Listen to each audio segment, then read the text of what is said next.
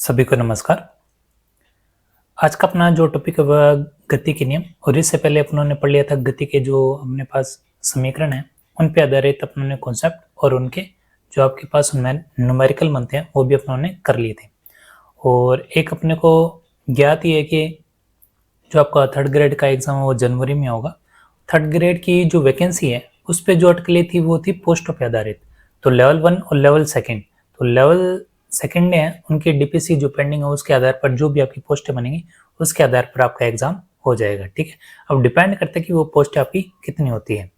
तो अपने स्टार्ट करते हैं गति के नियम।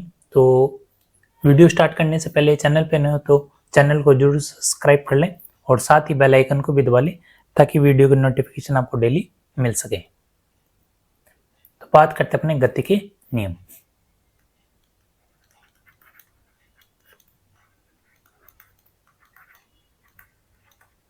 तो गति के नियम दिए किसने? तो ये अपने को पता है किसने? न्यूटन ने। तो यहाँ पे आपके पास 3 नियम है। 3 नियम कौन कौन से वो अपने लिख लेते हैं। एक तो है न्यूटन का प्रथम नियम,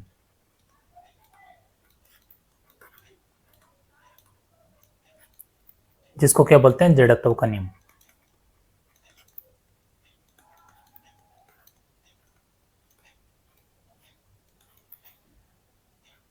सेकंड नियम की बात करें,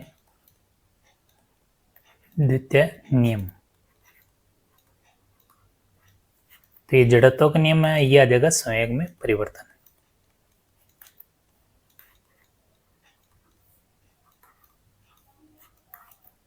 और थर्ड नियम आ जाएगा आपके पास क्रिया प्रतिक्रिया का नियम।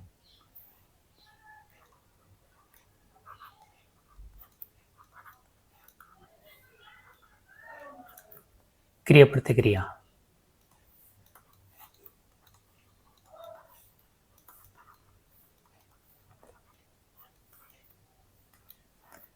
एक्शन रिएक्शन लो। तो ये अपने 3 नियम पढ़ेंगे इसमें। तो इसमें अपने को ध्यान क्या रखना है, एक तो बेसिक जो कॉन्सेप्ट है वो अपने को पता होना चाहिए। एक तो ध्यान रखना है, ये बाह्य बल को क्या करेगा? परिभाषित। ठीक है, बाह्य बल को क्या करेगा? परिभाषित।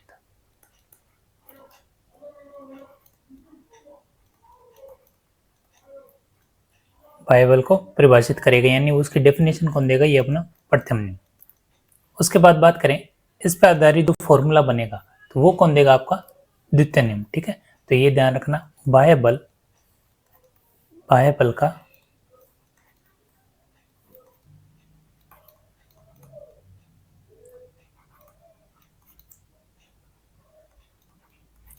ठीक है, तो ये तो बताएगा फॉर्मूला और ये बताएगा डेफिनेशन को। तो ये अपने को ध्यान रखना है। और लास्ट में रह जाएगा नेचर। तो जो भी आपके पास बाह्य बल है उसकी प्रकृति और दिशा को कौन बताएगा? Third law. तो ये अपने को ध्यान रखना है, नेचर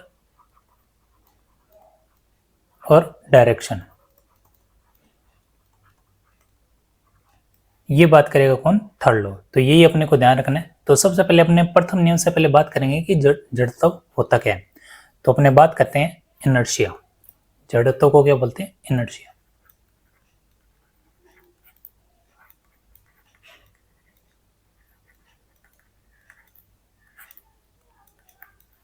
देखो, जड़त्व का मतलब ये है, जैसे मान लो एक कार है और एक ट्रक है।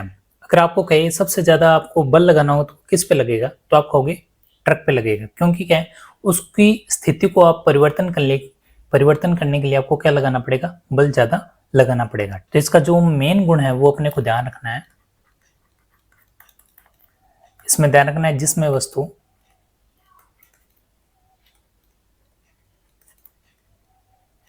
स्वयं की स्थिति या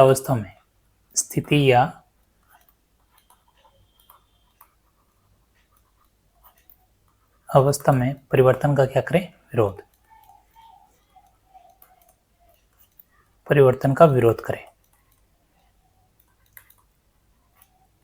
तो ये अपने को गुण ध्यान रखना है किसमें? जड़त्व में। परिवर्तन का कैसे? जैसे अभी बताया, सबसे ज्यादा मतलब आपको जो परेशानी होगी वो किस में होगी? कार में होगी या ट्रक में होगी जिसको धकेलने में? तो ट्रक में क्या है? मास ज्यादा होता है।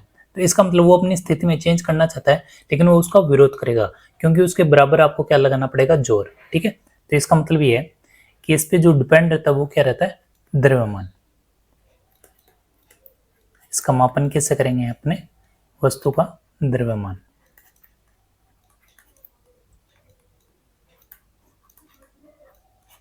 ठीक है, यानी तात्पर्य क्या है इसका, बॉडी मास।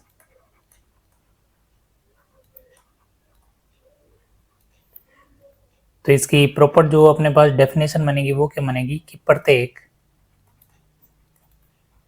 वस्तु पर जो बाह्य असंतुलित बल असंतुलित बल की उपस्थिति में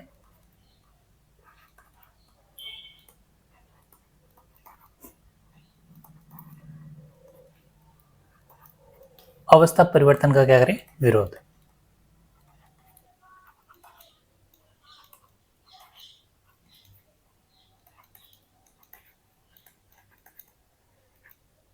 अवस्था परिवर्तन का विरोध करती हो। ठीक है, यहाँ पे एक वर्ड आ रहा होगा असंतुलित बल, और एक होता है संतुलित बल, ये भी अपने बात करेंगे। तो जड़त्व का ये ध्यान रखो, यानी जिसमें वस्तु स्वयं की स्थिति अवस्था परिवर्तन का विरोध करे। ठीक है, इसमें क्या होता है कि दोनों बैलेंस बराबर हो जाते हैं। तो उसके अंदर क्या होता है कि जब आपके पास कार और ट्रक है तो उसमें बैलेंस तो बराबर होगा नहीं, क्योंकि ट्रक का जो मास है वो सबसे ज्यादा होगा, उसको आपको हिलाने के लिए ज्यादा अपने पास क्या लगाना पड़ेगा, बल लगाना पड़ेगा। ठीक है, तो इसलिए वो अपनी अवस्था का क्या करता है, परिवर्तन का विरोध करता है। यानी इसका जो मापन है वस्तु के द्रव्यमान से किया जाता है। और एक ये पूछा जाता है कि जड़त्व की जो व्याख्या वो किसने की, तो यहाँ पे अपने ध्यान रखें, तो जड़त्व की जो व्याख्या वो किसने दी, गैलीलियो ने।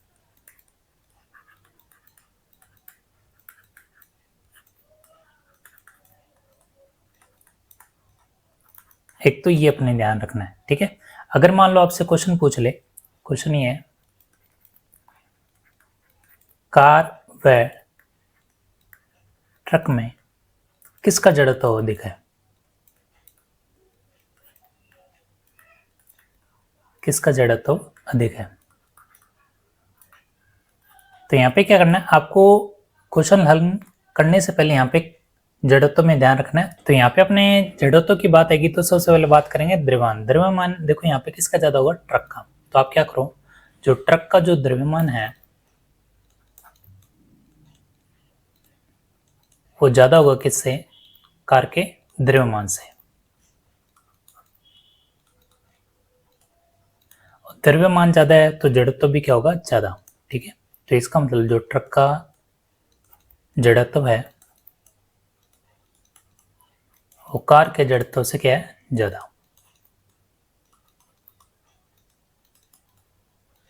तो विरोधाभास का जो सबसे ज्यादा गुण पाया जाएगा किसमें, ट्रक में। ठीक है, विरोधाभासी गुण।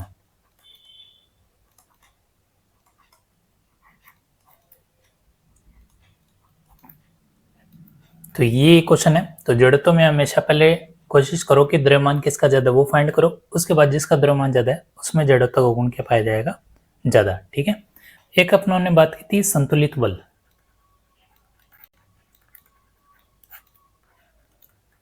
और एक असंतुलित बल।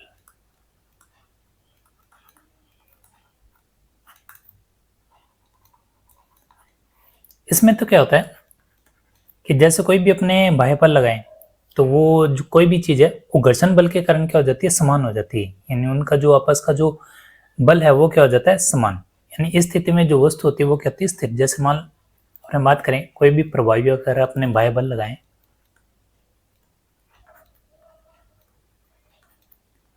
तो उसमें क्या हो जाता है, जो घर्षण बल है वो क्या हो जाता है, उसके समान हो जाता है। यानी इस स्थिति में जो वस्तु है वो कैसे रहेगी, स्थिर, स्थिर ही रहेगी। अब कैसे, जैसे मान लो कोई भी चेयर है और चेयर पे मान लो कोई भी पीछे छोटा बच्चा है और इसके क्या लगा रहा है, बल। ठीक है, तो बल लगा रहा है तो वो बल इस प्रकार लगाएगा कि न तो वो चेयर हिलेगी, न ही बच्चे द्वारा जो बल लगाया गया वो इससे ज्यादा होगा। यानी ये जो आपकी चेयर है वो क्या रह जाएगी, स्थिर। ठीक है, इसका मतलब प्रभावी जो बाह्य बल है वो बच्चे द्वारा लगाया गया जो बल है चेयर पर वो क्या रहेगा, घर्षण बल के कारण समान रहेगा। इसके कारण ये वस्तु क्या रहेगी, स्थिर रहेगी। यही अपने को ध्यान रहना है। ठीक है, और एक आता है असंतुलित बल। असंतुलित बल में क्या होगा, इस पे कोई भी बाह्य बल लगाएंगे तो वस्तु के सतह पर जो लगने वाला घर्षण बल है वो क्या होगा, या तो अधिक होगा या कम होगा। ठीक है, ये अपने को ध्यान रखना है। तो प्रभावी जो बाह्य बल है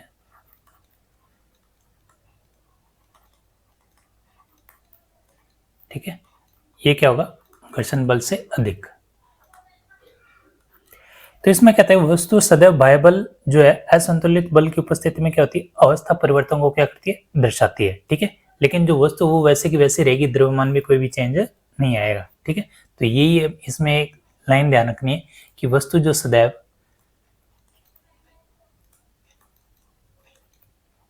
बाह्य असंतुलित बल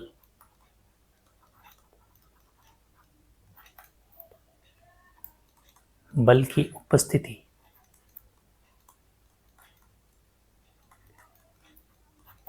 में क्या करेगी, अवस्था परिवर्तन को दर्शाएगी, यानी अवस्था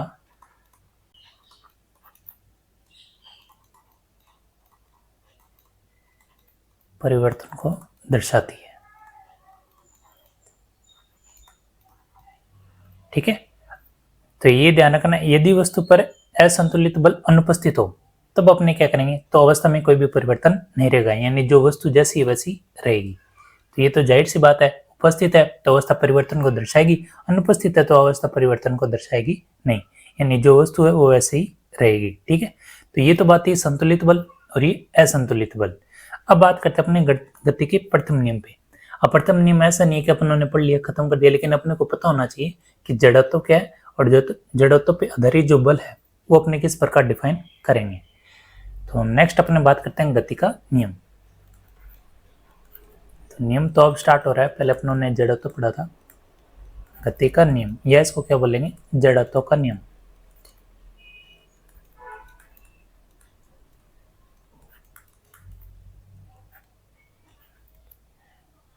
तो ये तो अब उन्होंने पढ़ ही लिया कि प्रत्येक वस्तु पर जो बाह्य असंतुलित बल की उपस्थिति में, यह क्या ध्यान रखेगी, संतुलित बल की उपस्थिति में अवस्था परिवर्तन का जो विरोध करती है वो कौन सा नियम, आपका गति का प्रथम नियम। ठीक है, तो ये अपने लाइन अपने को ध्यान रखनी है। तो इसकी जो डेफिनेशन है वो अपने को ध्यान रखना है, प्रत्येक वस्तु, तो दोनों बल ध्यान रखने इसमें, संतुलित और असंतुलित के हिसाब से, बाह्य असंतुलित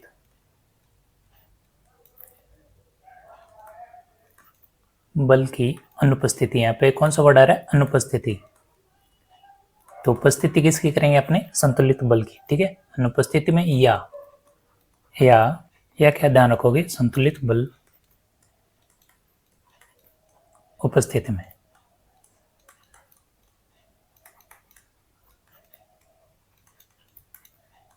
अवस्था परिवर्तन का क्या करें, विरोध।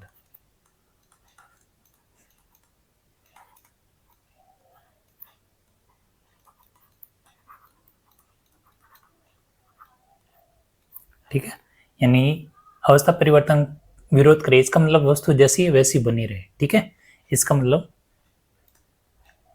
जड़ बना रहे, जड़ बनी रहती है। तो संतुलित बल में तो अपनों ने पता ही चल गया कि आपके पास वस्तु जैसी है वैसी रहेगी, और असंतुलित बल अगर अपने हटा दें तब भी वस्तु जैसी है वैसी ही रहेगी। ठीक है, तो ये डेफिनेशन जो देगा वो किसकी देगा, बल की। किसके देगा, बल, फोर्स। तो ये अपनों ने बात की थी, गति का जो प्रथम नियम है वो किसकी डेफिनेशन देगा, बल की। इसके 3 भाग है जो अपने को ध्यान रखने हैं। तो 3 भाग कौन कौन से हैं,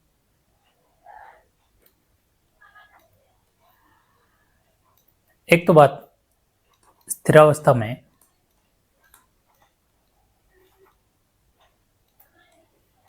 जड़त्व का नियम,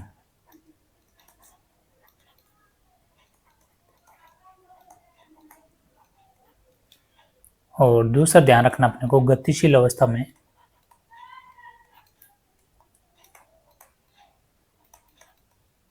जड़त्व का नियम,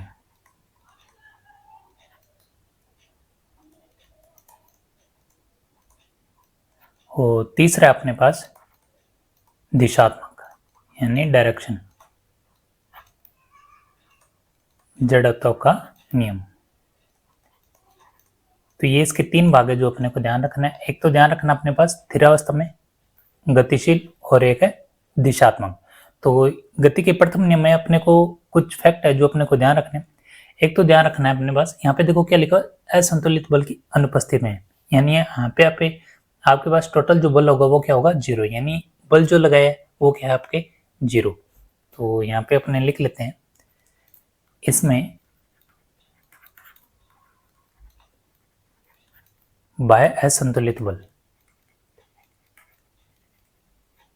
क्या रहेगा, यानी जो एफ नेट यानी टोटल जो बल है वो कितना है, 0। ठीक है, यानी बल ही यहाँ पे क्या एब्सेंट है। उसके बाद बात करें अपने, एक ध्यान रखना है, अब वस्तु यहाँ पे क्या होगी आपकी, वस्तु यहाँ पे स्थिर रहेगी। स्थिर का मतलब है, इसका मतलब उसका वेग क्या होगा, 0। ठीक है, तो इस नियम के अनुसार वस्तु क्या होगी, स्थिर। स्थिर का मतलब जो v है इसका मान कितना आएगा, 0। ठीक है, अगर वस्तु स्थिर है तो वस्तु का जो नियत वेग है वो भी कैसा रहेगा, कांस्टेंट। ठीक है, तो ध्यान रखना है इसका नियत जो वेग है वो क्या रहेगा, कांस्टेंट, यानी v इक्वल क्या रहेगा, कांस्टेंट। ठीक है, हमने कह सकते हैं कि कांस्टेंट वेग में क्या कर रही है, गतिशील हो रही है, ऐसे भी लिख सकते हैं इसको, से गतिशील रहेगी।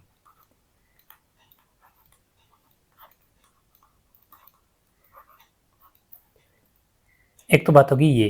अब इसमें अगर अपन पूछे वेग में परिवर्तन बताओ क्या होगा, तो वेग में परिवर्तन तो कोई हो ही नहीं रहा, तो वेग में जो परिवर्तन वो भी क्या होगा इसमें, 0। तो वेग में परिवर्तन क्या रहेगा, 0। ठीक है, फिर बात करें त्वरण, त्वरण पे क्या इफेक्ट पड़ेगा, तो यहाँ से तो आपको पता ही चल रहा है वेग में कोई चेंज नहीं हो रहा, वेग ही 0 हो रहा है, तो त्वरण भी क्या होगा, 0। लेकिन अपने को पता है कि अगर अपने वेग का अवकलन करते हैं तो क्या होता है, त्वरण आता है, ये भी अपनों ने पढ़ा था लास्ट टाइम। ठीक है, तो अपने यहाँ से डायरेक्ट निकाल सकते हैं, कांस्टेंट है, कांस्टेंट का अवकलन करोगे तो कितना आएगा, 0 ही आएगा। ठीक है, तो इसका मतलब त्वरण यानी जो आपके पास a है, यानी जो a है उसका मान कितना आएगा, 0। ठीक है, उसके बाद बात करें, अब यहाँ पे देखो वेग में परिवर्तन 0, त्वरण भी 0, इसलिए इसको एक और नाम दे दिया अपनों ने, शून्य त्वरित गति। ठीक है, गति में अपनों ने पढ़ा था एक त्वरित, मंदित और एक शून्य त्वरित, तो यहाँ पे आ जाएगा शून्य त्वरित। नियम पढ़ रहे तो नियम लगाओ, शून्य क्यों आ गया, एक समान वेग से होने वाली गति उसको बोलते हैं अपने, एक समान वेग से होने वाली गति।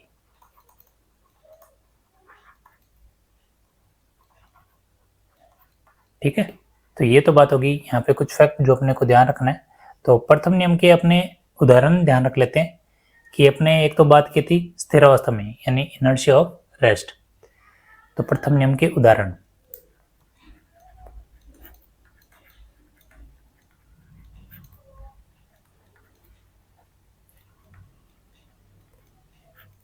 तो सबसे पहले बात करते हैं स्थिर अवस्था में।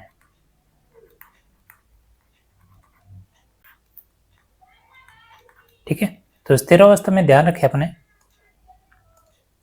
एक तो जैसे अपने गाड़ी की बात करें, जैसे कोई स्पीड में गाड़ी चल रही है और अपने देखते हैं कि बैठे रहते हैं, अचानक से वो गाड़ी चलती है तो अपने पीछे की ओर धकेलते हैं। तो किसका उदाहरण, स्थिर अवस्था, क्योंकि आप स्थिर हो वहां पे और एकदम से गाड़ी चल गई तो आप क्या होगे, उसके अपोजिट साइड हो गए। ठीक है, तो एकदम से धक्का लगता है वो इसी के कारण लगता है। तो इसमें जो पहला एग्जाम्पल है वो ये है, स्थिर गाड़ी का अचानक चलना,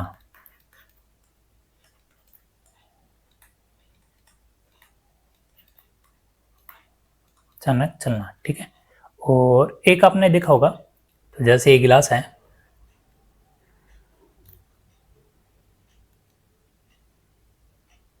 अब गिलास पे कहते हैं यहाँ पे कॉर्नर पे अपने सिक्का रखते हैं। ठीक है, और सिक्के के नीचे क्या होता है, पेज होता है, यही तो है। अब इस पेज को क्या करते हैं अपने एकदम से हटाते हैं तो सिक्का वहीं का वहीं रहता है, तो ये भी क्या है, इसी को उदाहरण है किसका, स्थिरावस्था का। फिर तीसरा अपने को ध्यान रखना है कि पेड़ को हिलाने पर फलों का गिरना,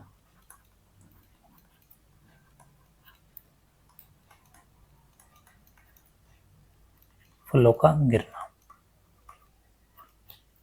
ठीक है, पेड़ अपनी स्थिर अवस्था में, फल भी अपनी स्थिर अवस्था में। जैसे अपनों ने उसको थोड़ा सा हिलाया तो इसका मतलब वो फल क्या होते हैं, गिरने लगते हैं। उसके बाद कंबल को झटकना, झटकना या डंडे से पीटना, वो भी किस में आ जाएगा, स्थिर अवस्था में। तभी तो वो मिट्टी कंबल से निकलती है। ठीक है, और एक आ जाएगा कैरम। अब कैरम का क्या खेल है, जैसे मान लो गिट्टियां आपने एक के ऊपर एक रखी है ऐसे, और लास्ट वाली जो गिट्टी है यहाँ पे कैरम से ने आपको स्टिक किया, जैसे स्टिक किया तो ये कैरम जो आगे चली जाती है बाकी वैसी की वैसी रहती है, क्यों, स्थिर अवस्था में ही है। ठीक है, तो ये उदाहरण है किसके, स्थिर अवस्था के। फिर उसके बाद बात करें गतिशील अवस्था में, सेकंड बात करते अपने गतिशील।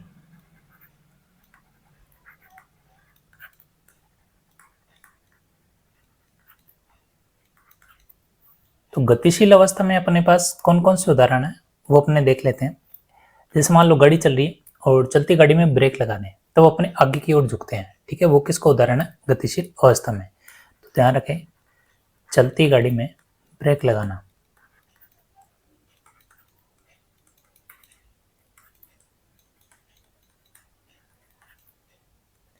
फिर और बात करें, एक चलती गाड़ी की बात करें तो इससे जुड़ी एक चीज है, जैसे मान लो ट्रेन चल रही और ट्रेन से अचानक अपने कूद जाते हैं, तो कूदते अपने पीछे की तरफ लुढ़कने लगते हैं। ठीक है, उसमें भी क्या होती है, आपकी जो बॉडी है वो उस गतिशील जो आपके पास ट्रेन है उसके हिसाब से आपकी बॉडी भी क्या गतिशील है। तो आप स्थिर अवस्था में रुकना चाहोगे तो वो उसी तरह मूवमेंट करेगा। आप जैसे ही नीचे कूदोगे तो मूवमेंट आपका जो बॉडी है वो गतिशील अवस्था में ही करेगा, ना कि स्थिर अवस्था में। तो यहाँ पे अपने बात करें चलती रेलगाड़ी से कूदना।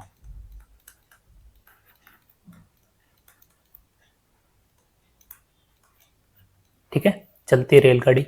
और गाड़ी की बात हो रही है, जैसे कार है, आपने फिल्मों में देखा होगा, कार एक पेड़ से टकरा देती है, तो पेड़ से जैसे टकराती है तो कांच से बाहर निकलाते हैं इंसान, यही है। ठीक है, तो कांच से बाहर यानी उससे तोड़ के बाहर निकलाते हैं, वो भी किसका उदाहरण है, गतिशील अवस्था का। तो ये भी अपने कह सकते हैं कार का किसी दीवार या चट्टान से टकराना, किसी दीवार या चट्टान से टकराना।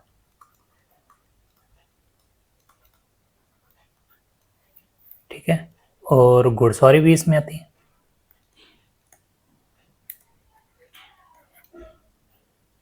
ठीक है, तो ये आ गया आपके पास गतिशील अवस्था में उदाहरण। और क्या हो सकता है, जैसे नियत वेग से एक ही दिशा में गतिशील जो गेंद है ऊर्ध्वाधर फेंकने पर क्या होते हैं, पुनः हाथ में लौटती है, तो वो भी क्या है, गतिशील अवस्था में। ठीक है, वो भी इसका उदाहरण ही है। और तीसरा आपने पढ़ना है डायरेक्शन के लिए, यानी इनर्शिया ऑफ डायरेक्शन, यानी दिशात्मक के लिए।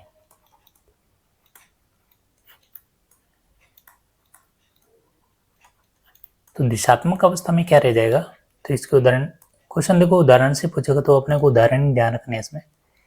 एक तो आपने देखा होगा कोई गाड़ी चल रही है और जैसे कोई घूम चक्कर आ गया, तो घूम चक्कर के हिसाब से वो गाड़ी मोड़ते तो वो सारे जो भी पैसेंजर हैं अंदर वो क्या होता है, लेफ्ट साइड में धकेलते हैं। तो ये इसी का उदाहरण, यानी दिशा क्या हो रही है उनकी, चेंज। ठीक है, तो ध्यान रखना,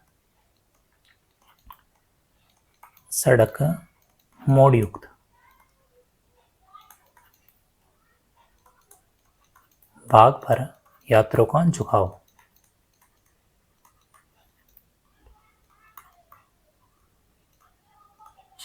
ठीक है, ये डिपेंड करता है डायरेक्शन पर, या तो लेफ्ट हो सकती है या राइट हो सकती है, यही अपने को ध्यान रखनी है। ठीक है, तो कोई भी सड़क है और उसके आधार पर अगर कोई मोड़ है तो या तो लेफ्ट या राइट। ठीक है, और एक आपने देखा होगा चिंगारी की जो डायरेक्शन है, चिंगारी की डायरेक्शन। अब चिंगारी की डायरेक्शन कैसे, जैसे मान लो अपने घरों में आता ना, चाकू को थोड़ा सा पैना करवा लो, चाकू की डायरेक्शन ऐसी है, जैसे मान लो चाकू जैसे जैसे मतलब इसको घिसते जाएंगे, पैना करते जाएंगे, ये चाकू आगे जाता है, इसी के साथ जो चिंगारी निकलती है वो निकलती बाहर। ठीक है, यानी उसके अपोजिट डायरेक्शन में। तो ये भी आ गया कौन सा, कि दिशात्मक अवस्था में जो चिंगारी की जो डायरेक्शन है वो क्या होती है, चक्कों के विपरीत। ठीक है, इसी कॉन्सेप्ट के आधार पर जो भी क्रिकेट में जो फास्ट बॉलर है वो भी इसी कॉन्सेप्ट पे आधारित है। फास्ट बॉलर हो गए, और जैसे फास्ट बॉलर भाला फेंक, ठीक है, तो ये सारे के सारे किस में जाएंगे, दिशात्मक अवस्था में। लेकिन इसमें से एक एग्जांपल दे देंगे और ये पूछ लेंगे कि ये गति के कौन से नियम पे आधारित है। प्रथम नियम ही बोलने, ये इसके 3 पार्ट है जो अपने को ध्यान रखने हैं। ठीक है, तो इसमें अपनों ने आज ये बात कर ली, और एक जो मेन कॉन्सेप्ट था वो जड़त्व था। जड़त्व अपनों ने पढ़ लिया। जड़त्व के आधार पर ही अपनों ने पढ़ा था कि आपके पास संतुलित और असंतुलित बल किसे कहते हैं। ठीक है, तो ये तो बात होगी, आज अपनों ने बात कर ली प्रथम नियम की। नेक्स्ट अपने बात करेंगे संवेग के बारे में, यानी गति के दूसरे नियम के बारे में। तो मिलते हैं नेक्स्ट वीडियो में। धन्यवाद।